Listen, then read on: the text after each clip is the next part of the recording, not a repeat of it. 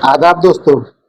आज बात करते हैं हर्षेश्वर नाथ संस्कृत महाविद्यालय ब्राह्मणपट्टी गाँव की।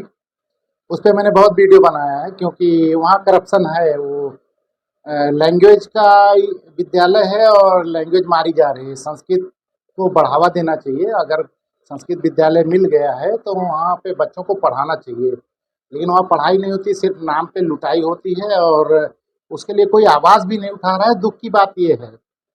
तो मैंने पिछला वीडियो बनाया था, एक वहाँ पे अखिलेश पांडे हैं, उनका 28 महीने का एरियर शायद बाकी है। तो बड़ी लड़ाई लड़ रहे थे और लड़ के आर्डर ऑर्डर करा लाए थे कि मैनेजमेंट भंग किया जाए और अखिलेश पांडे का एरियर दिया जाए। तो मुझसे बात हुई तो मैंने कहा नहीं, असंभव नहीं है, देंगे नहीं। तो हाई कोर्ट चले गए। अच्छा, हाई कोर्ट ने 6 मार्च 2025 को आर्डर किया कि भाई इनका निस्तारण कर दो। जेडी को पार्टी बना के कर दिया उन्होंने। अखिलेश पांडे हाई कोर्ट के प्रमाणित प्रति लेके 18 मार्च को उनको प्रतिवेदन दे दिए। उसके बाद मैंने अप्रैल में वीडियो बनाया था कि ये होगा नहीं। अभी जेडी उस पर 10 बार सुनवाई लगाएगा और सालों लेके जाएगा खींचते। आज अनुपस्थित है जेडी साहब, लखनऊ चले गए। आज कमिश्नर साहब के साथ मीटिंग है, फलाना ढिमका नौटंकी करेगा। इसके पीछे लॉजिक क्या दिया था मैंने, क्योंकि यहाँ मैनेजर ने 2 बिस्सा जमीन बेच दी थी। अब वो मैंने पिछले वीडियो में बताया भी है कि वो जमीन मेरे एक जानने वाले को बेच रहे थे, उसके बाद किसी और को दिया, तो उससे प्रकरण खुल गया था। वो बताए थे बेचारे जमीन इसलिए बेचना है कि एसडीएमओ पैसा मांगत है, कहा कि विद्यालय खेल के मैदान पे उखाद गिरा देवे और जेडिया कहा था कमेटी भंग कर देवे, फलाना ढिमका, इसलिए मैं बेच रहा हूँ, पैसा चाहिए। तो मैंने उसी आधार पे बताया था कि ये नहीं करेंगे, जेडी साहब लंबा खींचेंगे। एसडीएम साहब तो ट्रांसफर हो गए, अब नए वाले आए हैं, पता नहीं उनको चढ़ावा मिला कि नहीं मिला, लेकिन तहसीलदार साहब जो है नए, वो डेट पे डेट लगा रहे हैं। हर महीने डेट लगा रहे हैं, पता नहीं किस चीज की डेट लगा रहे हैं, क्या सुनवाई कर रहे हैं उसमें। हाँ, लेकिन जेडी साहब ने ऑर्डर किया। 8 जुलाई 2025 को जेडी साहब ने ऑर्डर कर दिया और मुझे झूठा साबित किया, लेकिन ऐसे नहीं कर दिया। वो अखिलेश पांडे कंटेम्प्ट में चले गए, तो उनको ऑर्डर करना ही था। लेकिन जेडी की तारीफ करूंगा, उसने रुपए के नमक अदा किया। मतलब अब क्या कहते हैं, खाने में नमक रहता है, उसका हक अदा करना। तो ये गांधी का नमक अदा किए बेचारे। इन्होंने उसकी कमेटी भंग होने वाले ऑर्डर पे बोला कि नहीं, इसकी विस्तृत जांच करें और तब तक के लिए कमेटी नहीं भंग की जाएगी। हालांकि इसको अधिकार नहीं था ये कहने का। तुझसे बड़े बड़े लोगों ने ऑर्डर किया है और तू कई बार लिख चुका है, लेकिन पैसा पा गया तो इसने स्टे कर दिया अपने आप, अपने पुराने ऑर्डर और उच्च अधिकारियों का ऑर्डर को अपने स्टे कर दिया। ठीक है, चलो खैर। उसने कहा कमेटी नहीं भंग होनी चाहिए। और अखिलेश पांडे के वेतन के संबंध में आप अपने स्तर से जांच करके कार्रवाई करके अवगत कराएं।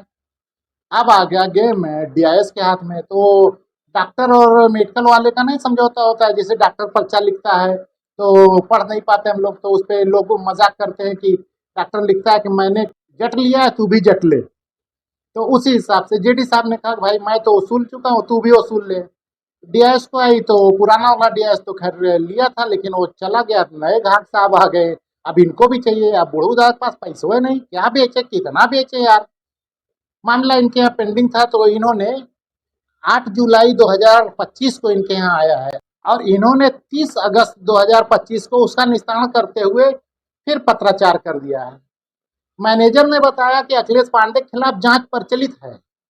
हालांकि कोई जांच प्रचलित नहीं है, उसमें मैनेजर फंस जाएगा, क्योंकि जांच जब किसी के खिलाफ होती है तो नोटिस वोटिस दी जाती है ना।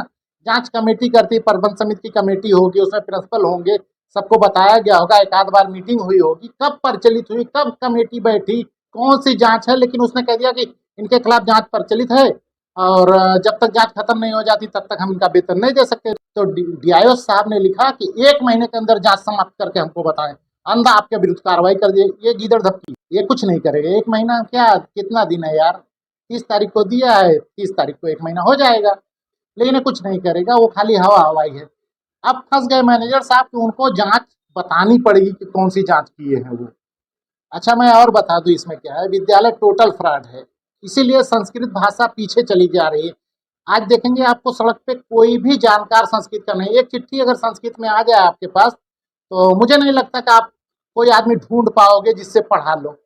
उसका रीजन यही है कि लोग संस्कृत विद्यालय खोल लिए हैं और उसमें बिल्कुल एडमिशन नहीं ले, एडमिशन लेते फर्जी डिग्री देने के लिए।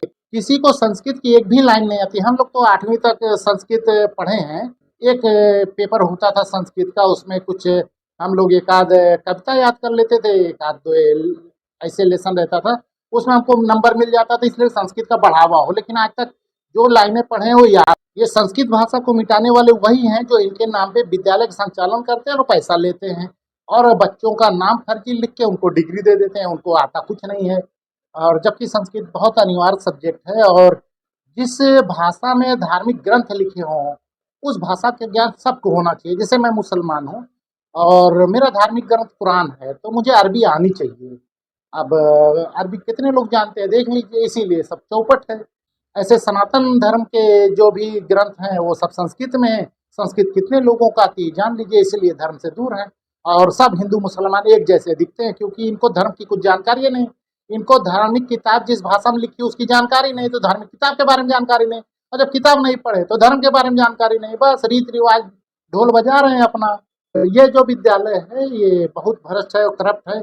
इसके बारे में और बताऊंगा कि इसकी मान्यता के लिए है, ये एडेड किसके लिए है, इसमें टीचर किसके लिए है, इसमें छात्र किसके हैं, और एग्जाम कहाँ होता है, और वेतन किसको दिया जाता है, पढ़ाई किसकी होती है, ये सब बंटाधार है। और इसमें जिला विद्यालय निरीक्षक मैनेजर दोनों दोषी हैं, और दोनों खिलाफ एफआईआर होनी चाहिए, लेकिन अभी कोई मिल नहीं रहा है। जो मिलेगा तो मैं तहरीर बना के दूंगा, एफआईआर होगी, क्योंकि इन लोगों को वेतन नहीं दिया जाना चाहिए। पहले उसकी स्क्रूटनी हो जाए भाई, किस विद्यालय की मान्यता है, कहाँ तक के लिए है, कौन सा विद्यालय एडेड है, उसमें कितने छात्र पढ़ रहे हैं कि नहीं पढ़ रहे हैं, बिना पढ़ाए कुल वेतन लेते हैं। जिसके टीचर आप भर रहे हो उसकी मान्यता है कि नहीं, वो एडेड है कि नहीं, उसका वेतन देने के लिए तुम आदेश किए जा रहे हो, वो एडेड है कि नहीं, ये सब जांच हो तब करें ना। ऊपर ऊपर ये लोग कर लेते हैं, क्योंकि संस्कृत विद्यालय की तरफ कोई देखता नहीं है। और मेरी अधिक रुचि है संस्कृत विद्यालय और मदरसों की तरफ कि ये लोग फर्जीवाड़ा ना कर पाए, क्योंकि ये लोग वो भाषा पढ़ाते हैं जिससे धर्म का ज्ञान होता है, और वो भाषा नहीं मरनी चाहिए। चाहे कोई लड़े या ना लड़े, मैं अकेले लड़ूंगा इसके लिए।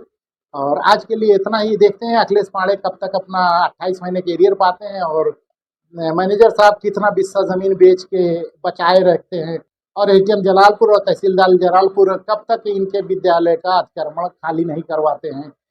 चलता रहेगा, देखते हैं, कभी न कभी तो होगा ही। तो आज के लिए बस इतना।